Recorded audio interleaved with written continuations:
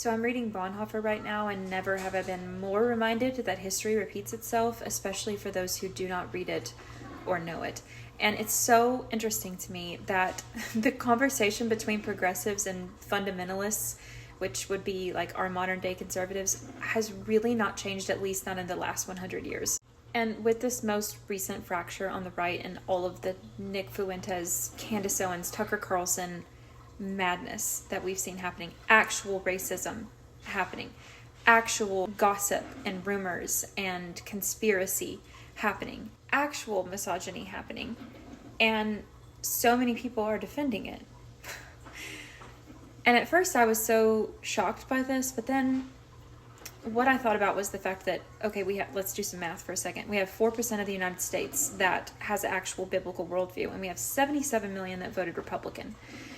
And so what we're seeing right now, and you guys know how much this talking point annoys me at times, because I still think it's important to advocate for conservative values, biblical values in the public setting, and most often that's going to be Republican.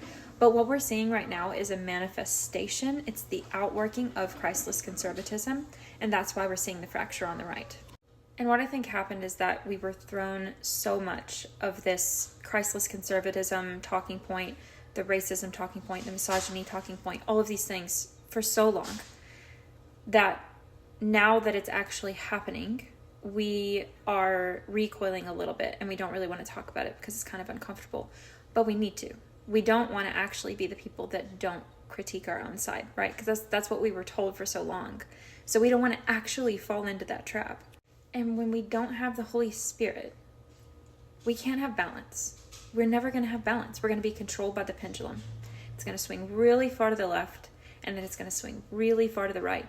And we're not going to be able to actually have a biblical and spiritual balance in our nation. And so we need to, on top of advocating for proper policies that protect people and that are actually good and true, we need to be sharing the gospel and praying for our nation that we really do see revival here, and not just people that want to walk out conservatism for pragmatic reasons, but from an actual biblical worldview.